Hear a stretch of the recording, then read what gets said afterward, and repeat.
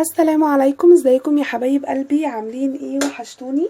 انا منى من قناة منمن احمد، جايلكم النهارده فيديو جديد. يمكن اول مره اقدم اكل او حاجه زي كده.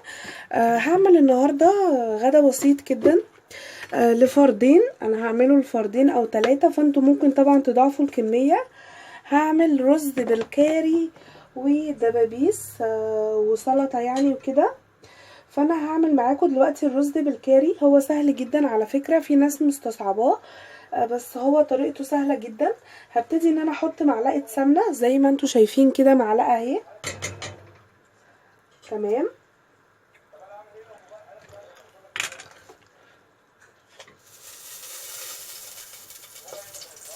انا اول مرة اقدم اكلة، فسامحوني بقى ان ممكن اتلخبط او حاجة يعني. مش بعرف اشرح في الاكل وكده.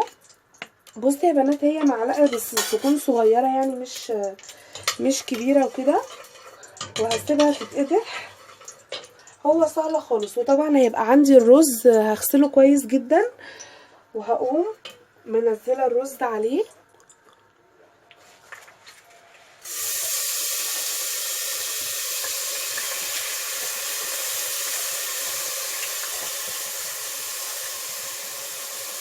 وهقلب يا بنات، هشوح الرز. طبعا لو في اي ميه، طبعا انا بصفيه كويس. لو في اي ميه او في اي حاجه بسيبه خالص لحد ما الميه بتاعته تروح.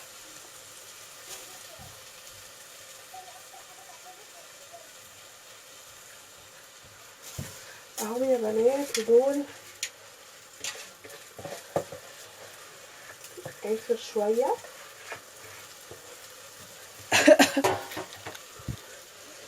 تمام. انا عامله كميه صغيره جدا لان انا يعني فردين بس، انا ومامتي.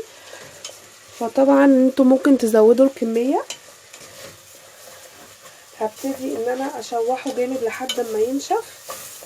هو سهل جدا الرز بالكاري. وهحتاج كاري طبعا. ثواني يا بنات خليكم معايا.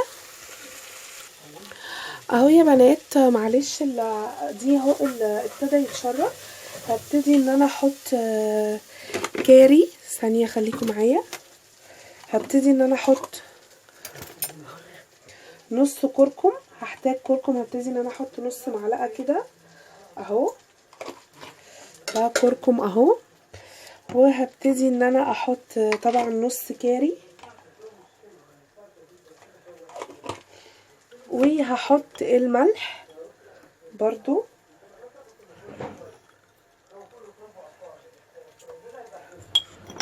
وفلفل حاجة بسيطة خالص.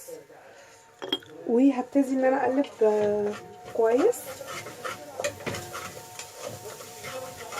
ريحته تحفة يا بنات، حلوة قوي. وهو سهل جدا وبسيط خالص. تمام اهو. لو شايفين بصوا بقى لونه اصفر ازاي. الكركم والكاري غيروا لونه وبيبقى طعمه تحفة. اهو قلبته كويس جدا. وهبتدي ان انا ازوده بالمرقة او يعني الشوربة بتاعتي او بمية او كده. شوفوا انتوا هتزودوه بايه. هحط له الشوربة وهرجع لكم تاني.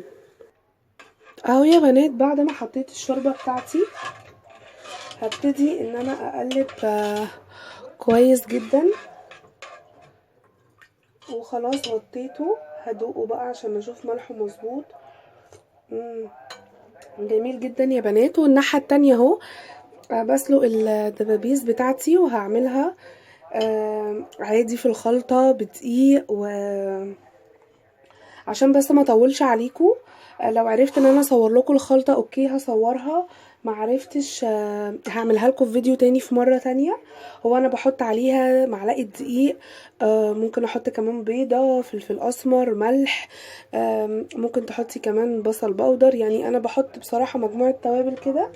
هبقى اقول لكم عليها. هبتدي ان انا اغطي على الرز، وبعد ما يخلص خالص يا بنات هوريهولكم وهوريكم الدبابيس. اتمنى ان انا اكون خفيفه على قلبكم، وسامحوني انا صوتي تعبان. وان انتوا تكونوا استفدتوا. هو طريقه سهله خالص، الرز بالكاري مفيهوش اي مشكله، واكيد في بنات كتير عارفاه، انا بس قلت اعمله للبنات اللي مش عارفاه يعني. خليكم معايا يا حبايب قلبي. وهي بنات بعد ما خلصت خالص، ده الرز بالكاري بعد ما عملته، دي الدبابيس بعد ما حمرتها، وهعمل جنبها مرقه لسان عصفور وسلطه وبس كده. معلش هي اكله بسيطه. يا رب تكونوا استفدتوا. دي عملتها بالبيض اللي انا عملته، وقمت حطاها في الفيجيتار وحمرتها، فكانت حلوه جدا، طعمها جميل ومقرمشه يعني. وادي الفراخ. معلش انا مش عارفه اصور عشان المطبخ ضيق والدنيا مكركبه حواليا، فان شاء الله اشوفكم في فيديو جديد. ما تنسوش اللايك والشير والاشتراك في القناه. اشوفكم ان شاء الله في فيديو جديد. مع السلامه يا حبايب قلبي.